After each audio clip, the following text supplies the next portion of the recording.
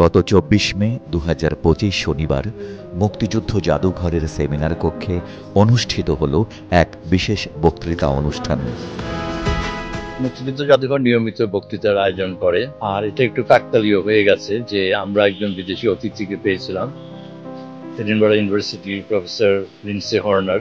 কাকতালীয় বলবো এই জন্য যে গত বছর মে মাসে ইউনেস্কো তাদের যে memory of the world programme Asia Pacific regional রেজিস্টারে রোকেয়ার সুলতানাস ড্রিমটাকে তারা রিকগনিশন দিয়েছে।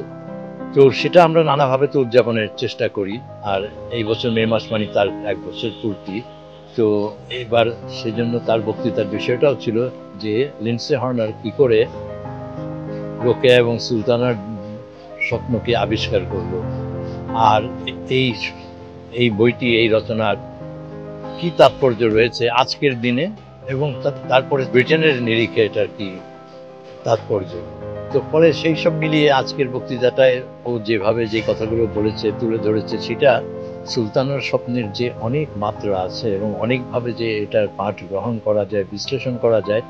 আর সমসাময়িক জীবন বলতে কেবল যে একটা তৃতীয় বিশ্বের একটা জীবন তা নয়, উন্নত বিশ্বের জীবনেও এর প্রাসঙ্গিকতা কি সেটা এখানে উঠে এসেছে। ইউনেস্কোর মেমোরি অব দ্য ওয়ার্ল্ড কর্তৃক স্বীকৃত সুলতানার স্বপ্ন, রোকেয়া এবং তার স্বপ্নদর্শী জগৎ উদযাপনের জন্য এই বিশেষ বক্তৃতার আয়োজন করা হয়। একটা আলোর দিশারি আমি বলবো এই বইটা, যে বইটা এই বেটা কেন্দ্রিক পৃথিবীকে একটা আলো দেখাতে পারে। সেই যে সনাতন যে চিন্তা ভাবনা, সেই চিন্তা ভাবনাকে আমরা কিভাবে মোকাবেলা করব, সেই মোকাবেলা করার জন্য শুধু বাংলাদেশ না, সারা পৃথিবী জুড়ে অ্যাকচুয়ালি আমাদের একসঙ্গে কাজ করার যে ব্যাপার আছে, সেই কাজ করার জায়গায় একরকমের একটা আমাদেরকে আলোর দিশা দেখাতে পারেন রোকেয়া। তো আজকে এই অনুষ্ঠানে এসে রোকেয়ার প্রতি, বেগম রোকেয়া সাখাওয়াত হোসেনের প্রতি বাংলাদেশের একজন নারী, এই সময়ের একজন মানুষ হিসেবে আমি তাকে কৃতজ্ঞতা জানাতে চাই, এবং ইউনেস্কো যে এই রচনাটাকে ওয়ার্ল্ড হেরিটেজের জায়গায় স্থান দিয়েছে, এই জন্য ইউনেস্কোকেও ধন্যবাদ জানাই। এর শিরোনাম ছিল সুলতানার স্বপ্ন আবিষ্কার, একজন বাঙালি ইউরোপিয়ার সাথে ব্রিটিশদের সাক্ষাৎ।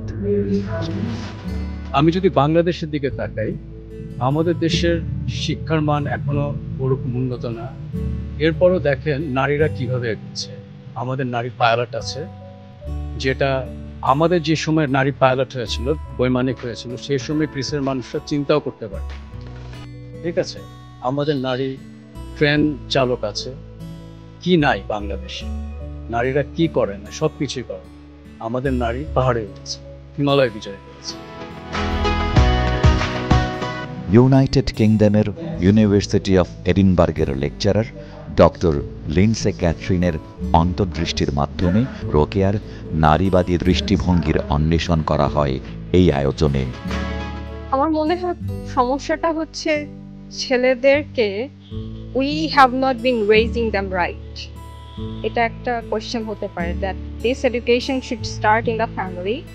They just deserve respect just because they're human, not because they're your mother or they're your sister or they're your wife, just because they're human. So a lesson gula they haven't been being taught at the family, or maybe not even in the education system.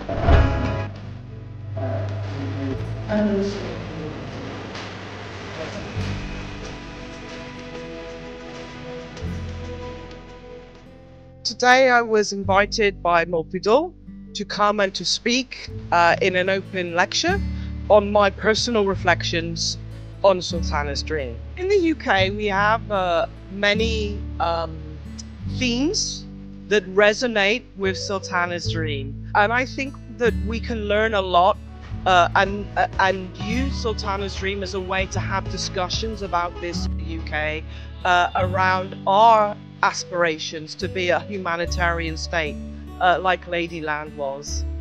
And also, you know, in the UK, our current government is launching green policies, a green growth plan, And this is very much resonant with the technological innovation in Sultana's Dream. And in the UK, we still have gender pay gap, we still have attitudes about genders and different subjects like sciences. So these are areas that we need to look at. And I think that Sultana's Dream is an inspiration because she brings feminism into contact with sustainability, with equality, with community.